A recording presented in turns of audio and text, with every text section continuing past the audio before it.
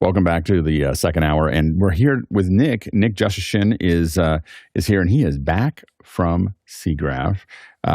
Nick, welcome back. Welcome back to the show. Thanks for having me. How was SIGGRAPH? How was Denver? So Denver was really nice. This was probably the smallest SIGGRAPH that I've been to in recent history because it's not on the West Coast, so there's no studios that can just like their teams could just drive over or take a public transit or whatever. But it was packed with content, and the smaller crowd meant that better and longer conversations were taking place. So I really, really enjoyed this.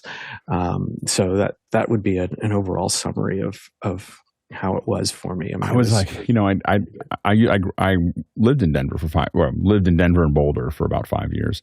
And so it was definitely something that I wanted to go back to, but then I was kind of like, it was hard because the problem that you had there, it's a hop, skip, and jump for me to go to LA or Vancouver. It's a commitment to go anywhere else. You're just kind of like, it's the expense and the time and everything else shifts pretty quickly when you do that. So yeah, that showed. So the folks, I think the flip side of it is the folks that were there were really there to present and to learn.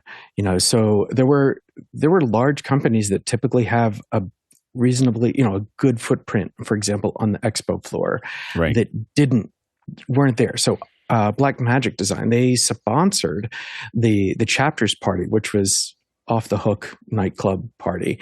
But that was the extent of their involvement, really, that there right, wasn't a Black Magic booth. Side Effects had like a 10 by 10 with a screen that said, "Hey, go see us in room 206 or something like that. So OptiTrack didn't have something on the floor. They did a presentation on something called The Stage. Vicon was there, but their booth was about a quarter of the size that it normally is. So, the folks that were there, were really there. You're definitely the committed folks, because again, for me, I've kind of settled into SIGGRAPH. For me, is when it's in LA. Because I've gone back and forth, and I've been to Vancouver and I've been to other places for SIGGRAPH, and my first SIGGRAPH was actually in New Orleans in the 90s. And so I've been to lots of them, but I just got to a point where I'm like, I'm not deep enough into it anymore to want to go further than LA. But I think that I see what you're saying, though, is that the people who are there, who go to it wherever it is in the world, are going to be much more intense about what they're talking about. And very committed. And so the folks, again, that were there, I could have longer conversations and a lot of access too. I spoke to folks that I hadn't expected to have access to, for example. So it was really good that way. Of course, we're in the middle of the throes of this emergence of AI being so prevalent right now. It was great because there were talks that really kind of laid out that AI started out in the 1950s and it's been growing and growing. So whereas popularly AI is like, oh my gosh, this thing just came out of nowhere. At SIGGRAPH, this is something that has been being worked on actively since it began. I worked for an A-Life company in the early 90s and it did a lot of things that frightened me then. You're absolutely right. So what was the salient discussion about AI at SIGGRAPH? What were they talking about there? So one person summed it up as text to anything you want, where there was just basically text to 3D models, text to video, text to imagery, text to materials. Have we seen anyone really doing great 3D text to 3D models? Actually, I think it was SketchUp. It had a booth that was showing off a text to 3D models solution, and there's NVIDIA was everywhere. Like NVIDIA just about bought the conference. It turns out that they flicked $1 off the outside of their roll, right? Like they're like, here, like we'll just do everything. Like here, knock yourself out, go out on the town. They're making so much money right now, and this has been traditionally one of the biggest markets for NVIDIA. Now, AI being, AI now, generalized AI is a bigger market for NVIDIA, but NVIDIA has obviously grown up inside of SIGGRAPH for a long time. Absolutely. And the keynote was the CEOs of NVIDIA and Meta, right? So on stage is basically $250 billion worth of net worth at SIGGRAPH. And both of them just talking with each other for an hour about where they see AI going. And I have to share that for me, this is happening against a backdrop of I'm in Pennsylvania, and in Pennsylvania, Amazon just recently purchased a chunk of land for installing a data center. That chunk of land is like 1,200 to 1,600 acres. And this is what those acres look like, because there's a battery next door. So it's, the extent to which companies are investing and growing their capabilities in this space. They're not measuring this data center in terms of acreage. They're measuring it in terms of megawatts. So how many megawatts that they'll be consuming regularly. So that I think that that power plant has something like I don't know. It's like a 2.5 gigawatt capacity uranium battery, basically. Right. And so that's, the data center is expected to consume close to half of that eventually. So, and that's out in the Pocono Mountains in Pennsylvania. So for me, the significance is, this whole AI thing is, it's not going away anytime soon. Like, this is where things are going. And beyond the kind of the lofty, okay, here's the CEOs talking and these big data centers, everyone that I spoke to that does, I'm a pipeline TD when I was in industry, right? So lots of coding, lots of Python. Anyone in those circles that I spoke to is using AI to assist them. Like, they're increasing their productivity, speeding their development cycles by leaning into generative AI to help them with their code. And so it's not just a flash in the pan, like, oh, this is going to be the new thing. It's stereo movies, yay! This is on the ground, boots on the ground. People are using it day to day in their work. With they're just using it to improve their own work. So, it's. Was there much talk about copyright? Because as you start talking to people that are in production using AI, there's a lot of concern of like, is the DNA of what I'm using going to be a problem for my production? It's definitely in mind. I had a really good conversation with Christy at the Foundry, for example, and she heads up the development for like the VFX tool sets at the Foundry. Mm-hmm. And their main AI tool is called Copycat. And one of the big things that they are emphasizing is that it's designed to learn from an individual artist locally. So essentially, their solution is designed to put machine learning into the hands of the artist and allow an artist to deliberately train that. But then the artist retains that trained model. Like that's theirs. That's on their computer. Now, voluntarily, you can share the design of how you trained that model if you choose to do that as a shared library. But it's not scraping the internet and using all the information that other artists have created. It provides artists with the opportunity to leverage that. Very interesting.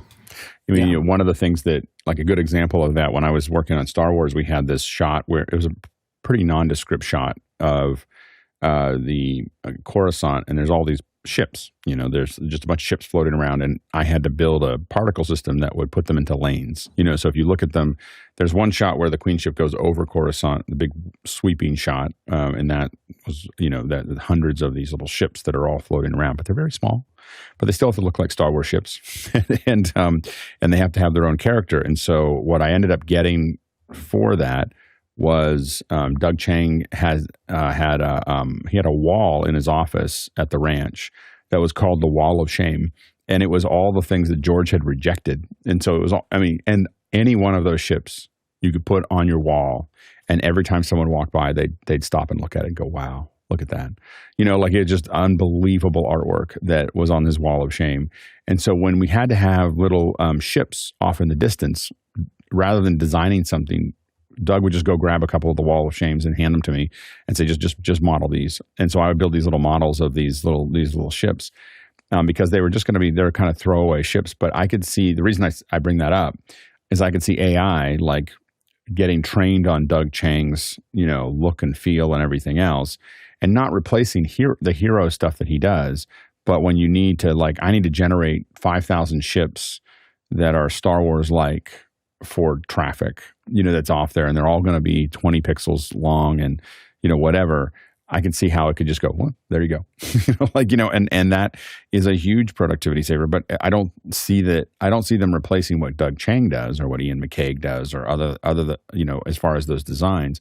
But I could see how you could just kind of fill things in. And same thing with buildings. You could have, you have a Brian Flora doing the incredible matte painting, or a Paul Houston doing incredible foreground, but the background area of these cities is kind of busy work. It's like, hey, this is the stuff you're paying attention to. Just throw stuff back there, and being able to be trained on that artist or on the compendium of Star Wars looks and feels could let you just kind of fill the rest of the gaps in without having, and pay attention to the things that make the most difference. Absolutely.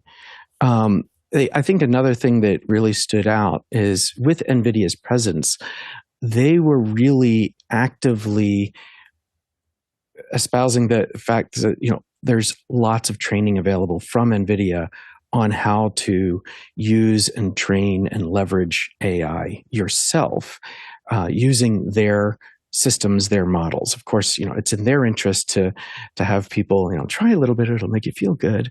And the more there are companies though that really do have an enormous amount of content that they could just use totally internally, like Marvel or Disney in general. Like Disney could be building their own internal models that just say, in the style of Pixar could mean a whole different thing to Disney, and so, just being able to build out ideas that's all based on their own IP.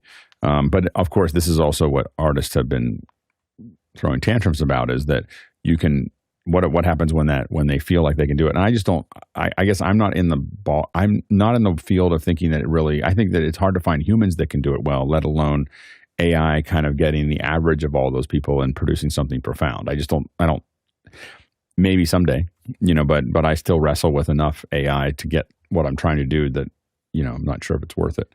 To do hero work, to do fill-in work, I think that AI is incredible. We're going to come back to what you're going to talk about here. I'm going to jump to a couple questions. We'll just, so if you have questions for Nick about what he's seeing there, go ahead and throw those in. But we'll come back. Nick's got more to show. So let's go to the first question.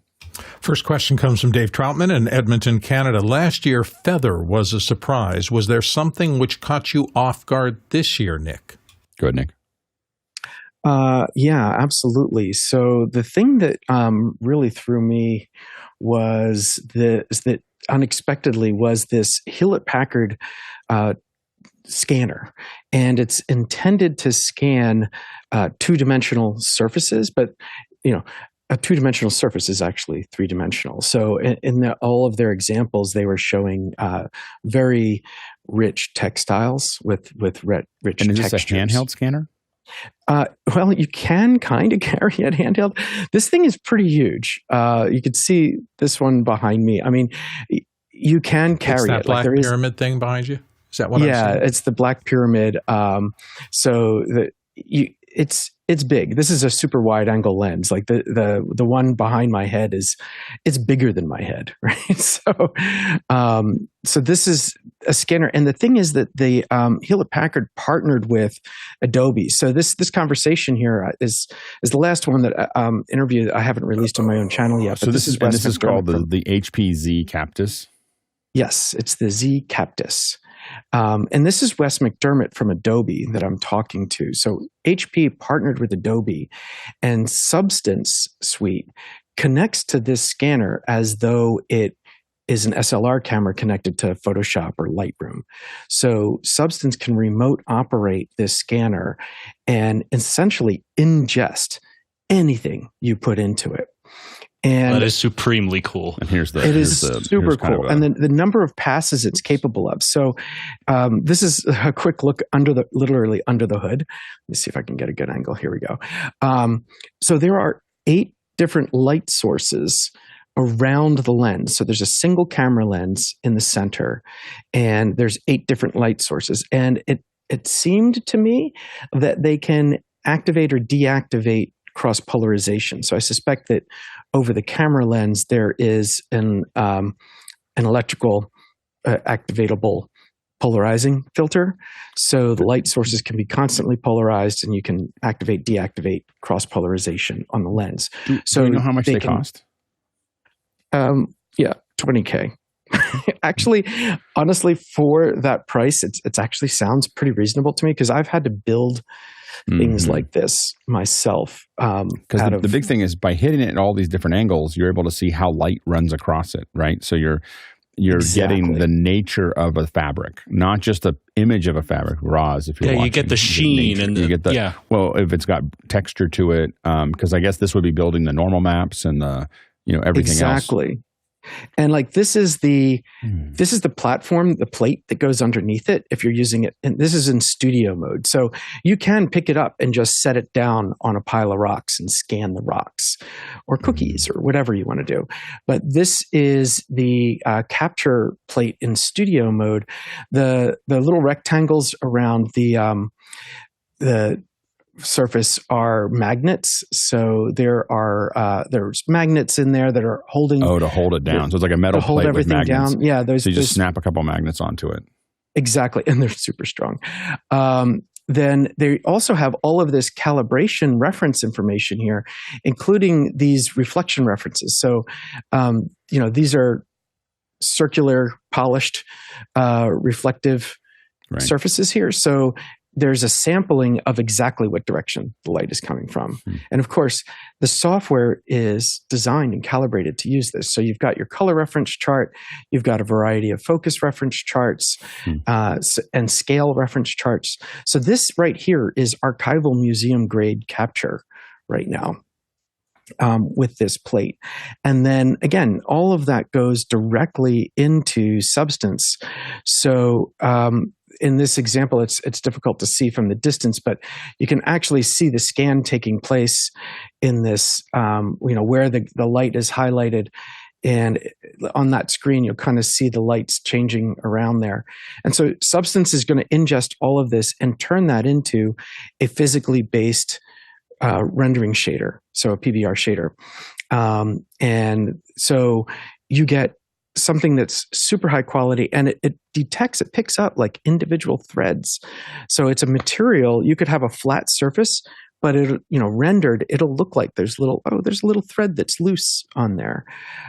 So this is really a phenomenal tool for capturing material textures out of the real world and bringing them into your CG virtual digital twins and things like that. Because it goes into Substance, now that set of materials that you capture from the real world can go into anything that Substance supports. So Unreal Engine, Maya, Cinema 4D, Blender, all of those things can readily ingest now those materials out of the real world. It's one of those things. It's funny. This is a real solution. This is not incremental. This is a real solution that a lot of us have had trouble with, because it's one thing to scan a burlap sack or some kind of textile or some kind of surface, but the amount of work it takes to extract the nature of that surface to put on an object it's so much work. Like I don't think people much work. And this looks like it's pretty close to turnkey. It really is. It really is. In fact, the first exposure I had to this was in an educator's presentation on Monday before the expo opened. And it was a professor in the textile space showing the work that their school had been doing with it. And I was just like, oh, I've got to see this thing. And had no idea just how large it was. I think that spot in the center of the that plate is at least like 12 inches square. So makes me want to just get a round the world ticket and then just go to places all over the world just collecting textiles. Just get an office and just get people to bring stuff in. I mean, if you're working in architecture or in furnishings, stone, all of these things you can capture. And of course, this is a huge boom for Substance because and it's I will say, Adobe has just really rocked the whole Substance purchase. They bought Substance, and they have really just kept on extending. It's I think they're one of their biggest successes has been, where they're taking a lot of the 3D engine work that they've done. Absolutely, and it's one of the few tool sets in Adobe's wheelhouse that is actually available at no cost to teachers and students. So Creative Cloud, there's a cost involved, even for teachers and students. It's discounted. But teachers and students do have free licenses available for the Substance suite. And so that's great. That's worth noting. Again, this becomes a scenario, though, like what does your license allow? Again, this would be great for building out your own library of textiles and then potentially training an AI on that. I haven't read the fine print of Adobe's Substance licensing and to what degree is what you're capturing going into their libraries. Right. Yeah, it is interesting when you think about it. When you have all of that data, when you're really gathering that data with something like this, the ability to build an AI library that really understands that, you could say, I want a leather burlap, and it figures out what leather burlap would look like or feel or do or whatever based on that. It's really, really interesting. Anything else that jumped out like that? Was that the big one? That's the biggest one, just because of the players involved, the scale at which it was integrated, and the degree to which they were putting forward, and really the final fit and polish of it. Personally, it was not on my radar at all. I mean, I fully expected going in that AI was going to be a big deal, and it was.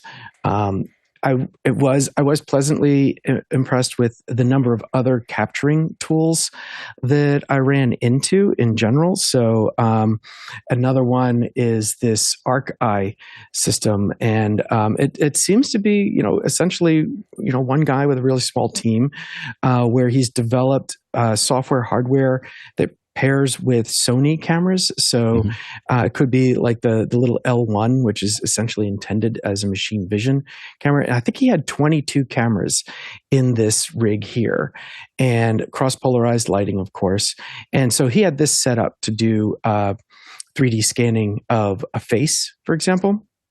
And, it was really a touch of a button, and all these cameras would fire. So where this doesn't have the pull it out of the box and it's ready to go fit factor of the Captus, once this is set up, it is just push a button, and I think let's see if I have my scan here.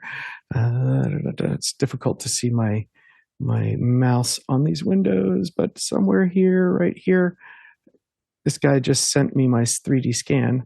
There it is. So there I am, scanned really by that system.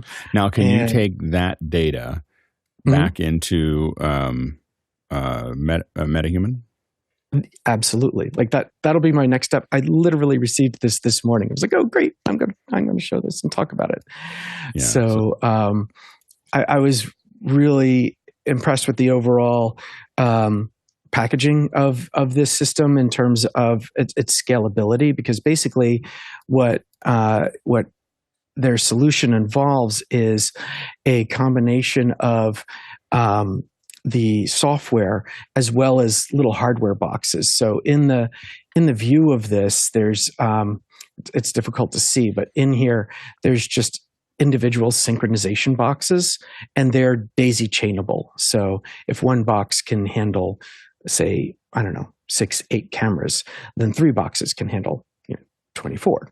So that was pretty cool. And it all runs over a single Ethernet from the computer. So or even a USB. So like one wire USB from your computer can operate all of these, this whole system, including the lights, by the way. Like he was operating the lights as well. That's great. And a similar kind of thing on the other side of thing was that, let's see, Looking Glass had some new products to share. So Looking Glass makes these holographic display screens. They've gotten really flat. So they're pretty flat. And the other thing is they were actually being shown in the NVIDIA booth. And so what they were showing here is a live 2D camera. So this is just a webcam over that monitor. But they were using an NVIDIA solution to derive 3-dimensional data using AI, of course, so then that to looked 3D present this 3-dimensionally. What was that? It looked very 3D to you when you saw it there? Oh, yeah. When I saw it, like you won't be able to see it 3-dimensionally, obviously, here over Zoom. But looking at it, you see it 3-dimensionally. And not only that, but this particular solution is actually projecting anywhere from 45 to 100 different images from the surface of this screen. So when you look at it individually, each of your eyes is receiving a different image, and you're seeing it stereoscopically. So does it look like looking in a mirror? Like is that the end result? Is that the effect? It is more. It feels more like a hologram. When I was looking at it, it didn't feel like a mirror per se. And I think that this deeper, AI solution was focusing feel to it, or is it? What was that? Does it feel deeper than a mirror? Like it feels deeper because the AI is deliberately blurring the background. So it's like looking at a live, like shallow depth of field portrait. And so really interesting. I could see it. I tried to confuse the AI by putting my hand in front of my face, but that didn't bother it at all. And the other thing about this, with this 45 images being broadcast from it or being shown through it, is that if someone was standing to my left or to my right, they would also be seeing stereoscopic, but they would be receiving different images into their eyes. So, someone to my left would be seeing more of my ear on screen left. And likewise, the person on the right would be seeing more of the side of my head on that side. So they're actually seeing around the object as you move. Let me see. I think I had a close. Yeah. So this is what happens when a camera kind of moves around an object. Again, this was a 2-dimensional image. It's a flat screen, but you could see as I move around, I'm seeing the ear on one side and I'm moving around to see the ear on the other side. And so you're really getting the sense that there's like this 3-dimensional object inside this window. So that was pretty cool. And what else did I see? I did see another capturing solution that was pretty cool. This is called a RevoPoint. And so she's holding, it's about $1,200, this handheld scanner that's an all-in-one. So you don't need it to be tethered to a computer or an iPad or iPhone or anything like that. So it's got a number of lenses and RGB sensors. And she very, very quickly, just kind of walked around me and ended up scanning my face. And the result was pretty good. I haven't gotten I think I may have just gotten the email on that. I haven't looked at the files yet, but I thought it looked really good. It definitely looks much better than the result that you can get from, say, iPad photogrammetry or using the LiDAR in an iPad. Here I am. I'm ready for the Blue Man Group now with this. Well, it looks like it's 0.02 millimeters of precision with a 0.05 millimeters of accuracy. Yeah. Yeah. I mean, I don't know the full specs on that, but I trust your eye on that. I'm not trusting my eye. I'm reading their website. So. Oh, there we go. Yeah, I looked at it and I said, that is 0.20 millimeters. Sure, it's not 0.03, Alex. I wouldn't doubt you. I wouldn't argue on that. And it also was interesting. They did a demo where they had an object on a turntable, and I found it really interesting that she's operating it handheld, and somehow the software in here is canceling out the surrounding world. Like it's identified that this object on the turntable is what we're scanning here, and it's ignoring all this other stuff. Normally, when you scan with a turntable, you have to mount your scanner onto a tripod so that the entire background is fixed and unchanging, and you kind of difference mat it out. And in this case, she's hand holding this as it flips around, and she even flipped the object over and started scanning the other side, all in a single set, and like those can be combined. And so I thought that was really cool. So I was really enjoying the capturing tools. I should share. Sorry. One of the fun things was the stage. So when we were setting up, there's this semi-trailer pulled in. They were an NAB as well. So they do. Oh, were they? Yeah, they're great. They have an LED wall inside. Yeah. So this is what it is when it opens up. It's like multi-LED walls, and this is me inside the truck. Yeah. So yeah, that was pretty cool. Yeah, it's cool. Next question. Roscoe Jones, Madison, Indiana. Up next, what did Maya and Flame show in generative AI? Are there any new startups threatening their markets? And he's got a link there.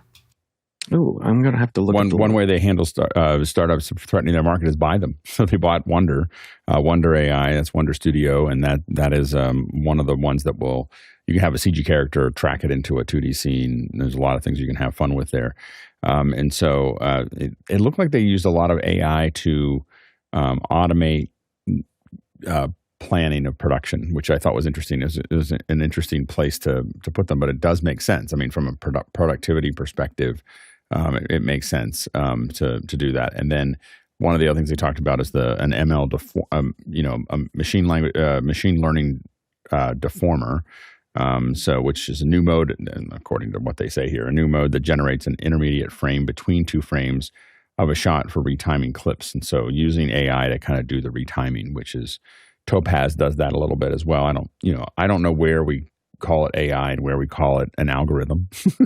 So like there's sometimes they're like, hey, you got any algorithms back there that we can punch? We can just put a AI sticker on the front of it, So sometimes when people say AI, I'm kind of like, okay, well. It's a blurry boundary. Yeah. Exactly. I would say that it definitely seemed that there was a bit of a disconnect between the companies that are putting out AI solutions and the boots on the ground artists, because there was a lot of kind of statements from the companies. Even Jensen said it on stage of like, oh, well, now the artists can just type in a prompt and get generate their art. I'm like, well, that's not necessarily what artists want to do. Artists want to create art. They want to spend time developing their craft, and they might have their own styles and all.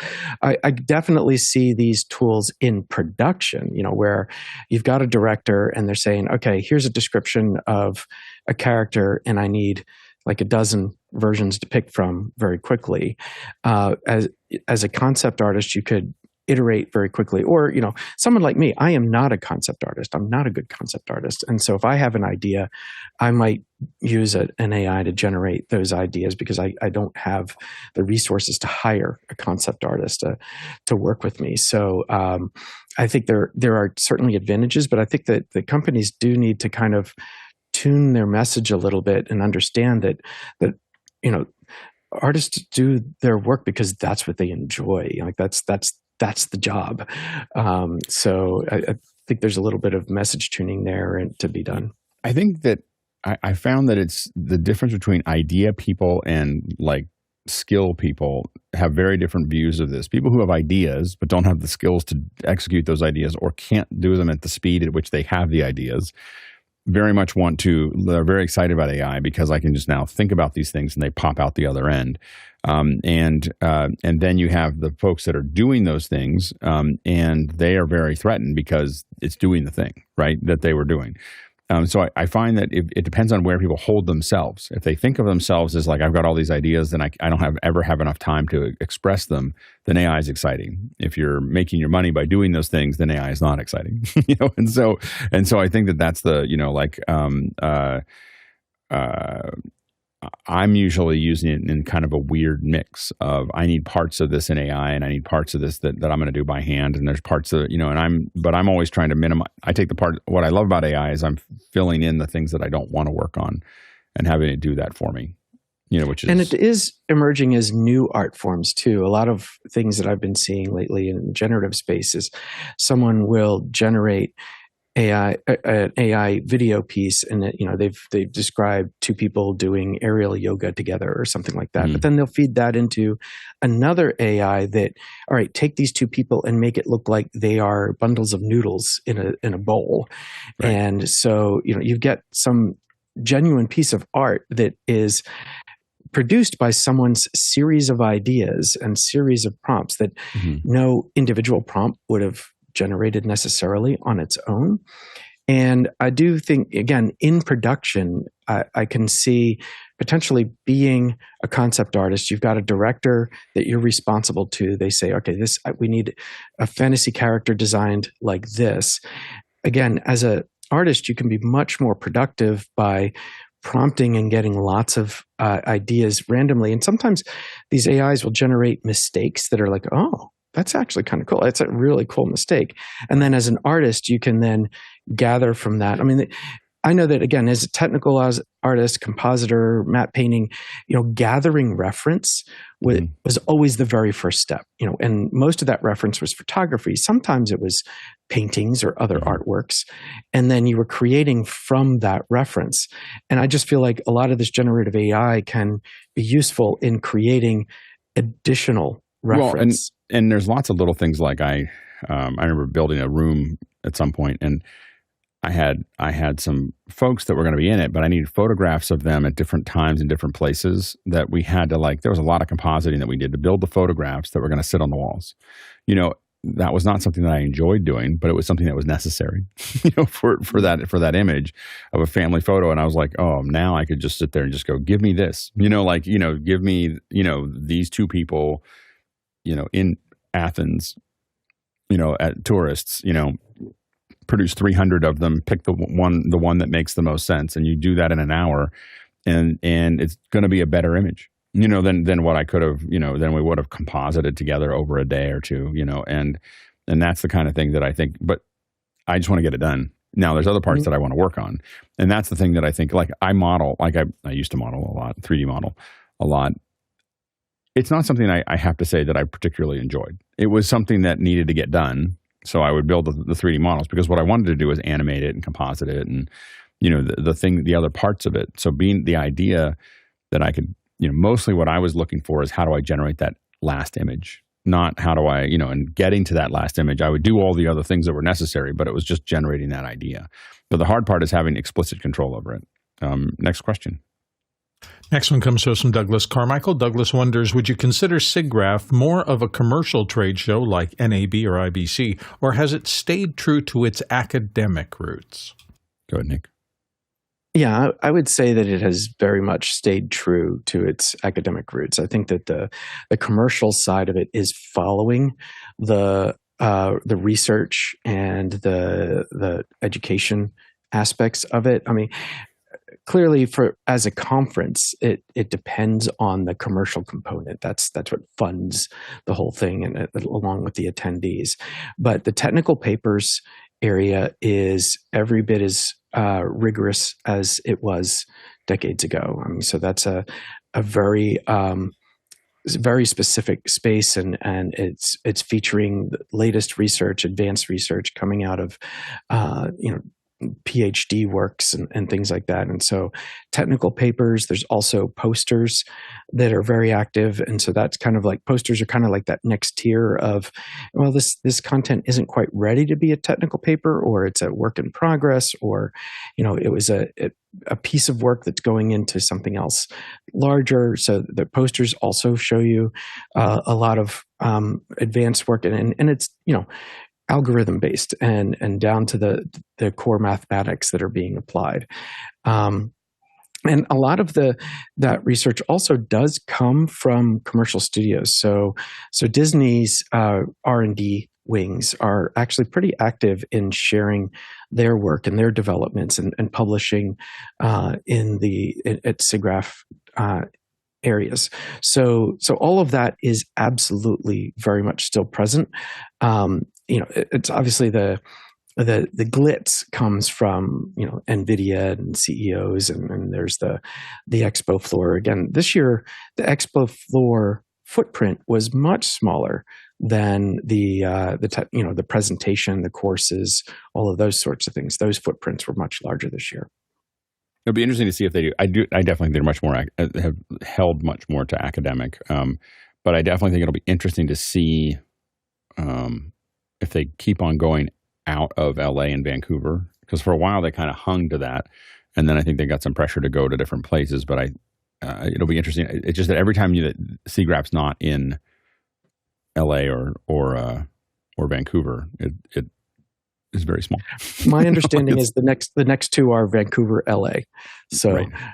So at least those next two, and it's usually every couple of years they're in there. So it's just like the odd one out every once in a while is not necessarily in one of those two cities. Right. And sometimes that odd one out is in Anaheim or San Diego. So we're still hugging that West Coast. So it's just where not all, but a vast majority of the community is. And so when you move away from that community, you just have to know that financially you're taking a huge hit. So that's the complicated part for them. Next question. Roscoe Jones in Madison, Indiana notes this: Zuckerberg sees the majority of Instagram content being AI generated. What at SIGGRAPH would make you believe this? And he's got a link. I think he sees a future. I think it's a future conversation. I don't think he thinks its majority is now. Go ahead, Nick. I mean, I just think that even if you just browse YouTube, I mean, if you let yourself get sucked into a YouTube vortex, there's a lot of content that is, whether it's the voiceover or some of the imagery. I mean, there's a lot of content appearing now that is AI based, and especially when it comes to audio. You almost can't escape it. You just keep hearing the same AI voices narrating, and some of that could be, it's not even a voice. It's Alex. I know, because it turns out it's the first. It's not me that's based on. It is. It's the first voice available from 11 Labs. Is kind of the standard voice that is used for all that kind of somewhat authoritarian male voice that you hear in everything is coming from that one voice right now. So. Yeah, and I'm hearing there the are female already equivalent more than anything else too. There's a male and a female voice, and I'm just every time I doom scrolling something and I hear that voice, I go, oh, again, again. It just always run into that, and so I can't imagine that it's not true. Like it's almost a logical step. I think that a lot of Instagram today and all of these socials are sharing, this is my experience right now. So those are, you want those, and to a certain extent you're thinking that it's authentic, but we already know that it's so fake, right? Instagram versus real life. I mean, I even did a little bit of that when I was traveling abroad. I got a picture of my daughter in front of like a famous landmark, and it just looks like it's her, and just blue sky and all this kind of stuff.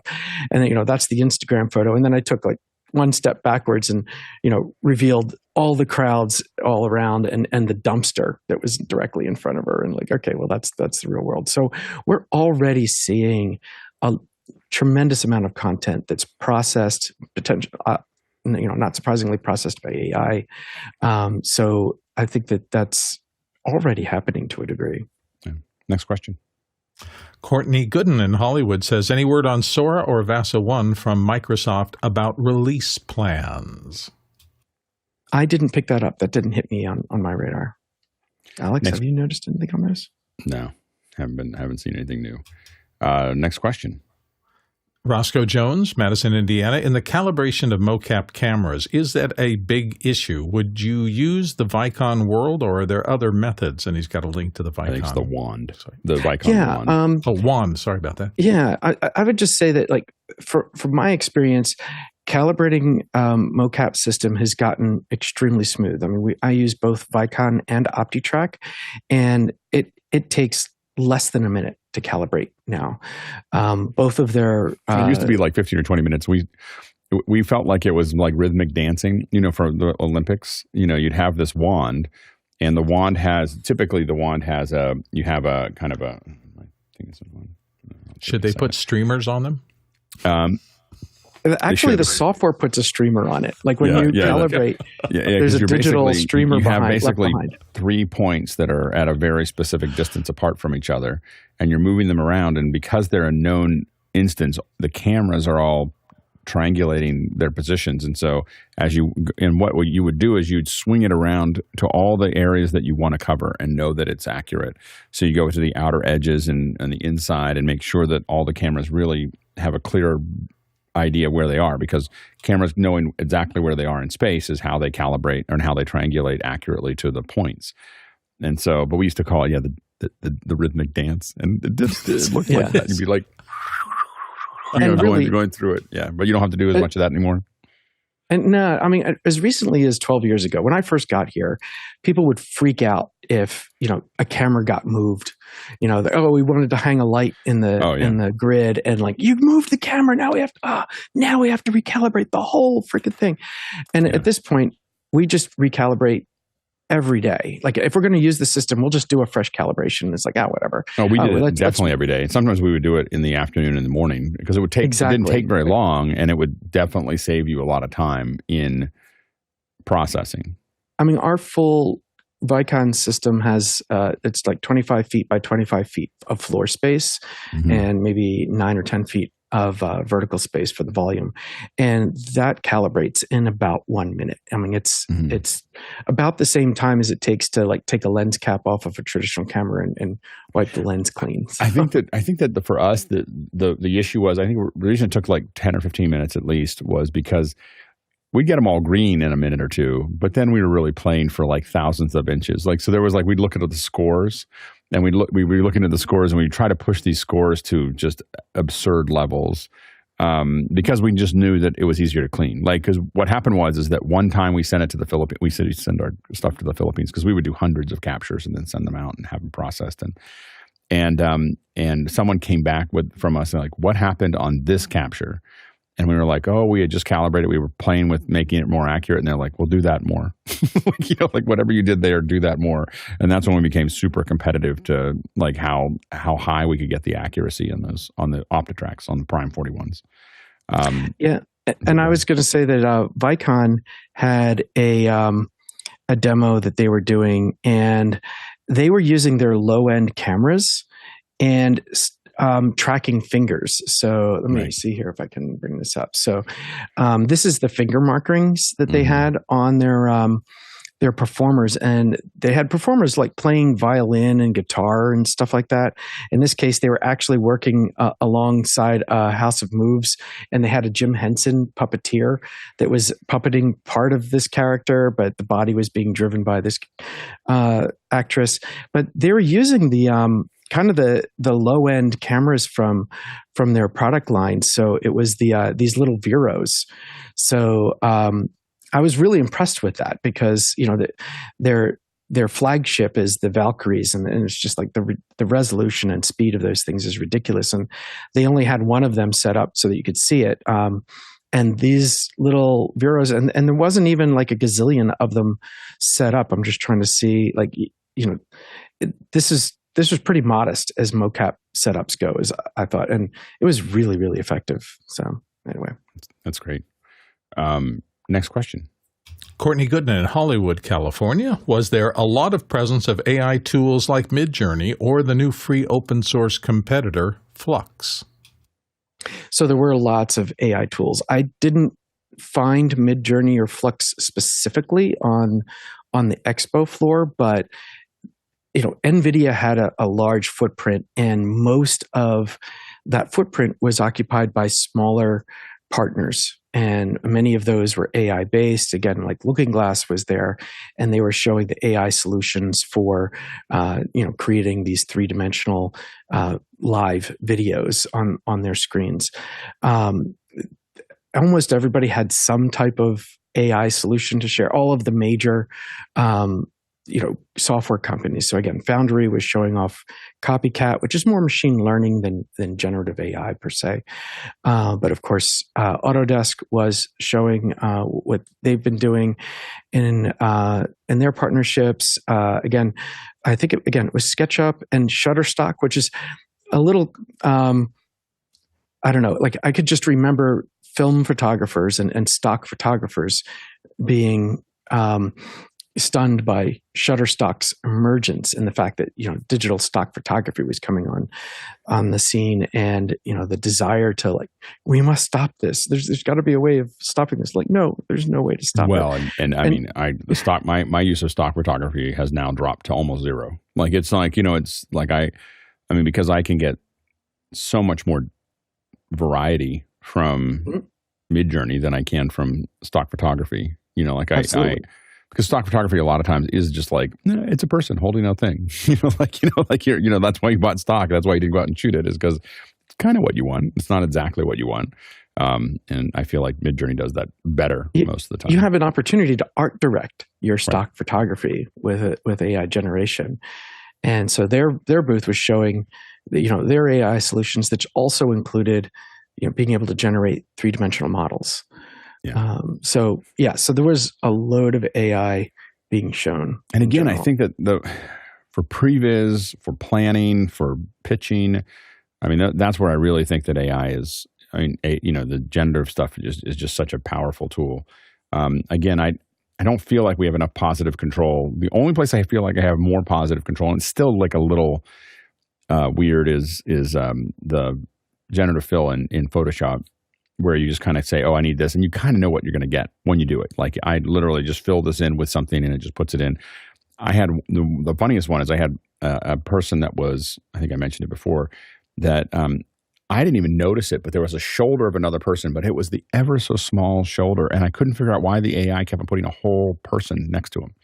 He was standing there and it just kept on putting people next to him. And I was like, why is it inserting a person? And then I looked at the image, and it was literally this sliver of a shoulder, and the AI had decided that's a person, and I'm just going to project a person to it, and it was that's the only time I've really had that wrestle with it. But otherwise, generative AI in Photoshop is pretty interesting. But it's also in the pipeline world again. I was using it. I had to develop a plugin there's a tool in Unreal Engine called Switchboard that automates the triggering of recording. So you can hit a record button and it'll drive an AJA Key Pro and Shogun and OptiTrack and the capturing tools built into Unreal, as well as the faceware, or not the faceware, but the live link face on your iPad. So you hit one record button, all the files get started at the same time. They all have the same exact name. You hit stop, they all stop. It doesn't have the built-in code for Blackmagic HyperDex. So all right, well, it's all Python. It's Python source code. And so I was using ChatGPT to help me through developing the code. So I explained to ChatGPT what I wanted to do, and it gave me a fantastic starting point. And not just here's the command you need, but here's the block of code that will do that. And I'm like, okay, here we go. I had it write a Tetris. We talked about it a couple weeks ago, or maybe months ago, but I had it define Tetris, define the game Tetris in detail. And then I said, now write me a HTML app that will do that. And it just wrote it. And I loaded it up, and there it was. I was playing Tetris on my webpage. It was, it's an incredible amount of detail. And when I've asked, the big thing is when there's enough data, Resolve's got enough data around now, enough manuals, enough videos, enough whatever, I'll ask it to tell me how to do something to Resolve. And it's not like it says, oh, well, you can kind of go here. It's go to this menu, it'll tell me open the app, go to this, change this, and it's remarkably accurate. So it's a really interesting thing. Anything else you saw? That's the big stuff. It was fun traveling there and taking a mocap system on the plane. was a little Did less you carry fun. it on or check it on? It was all checked. I thankfully I had a media badge, so I was able Where'd you to fly? do $50 a bag for up to 100 pounds a bag. Was that United?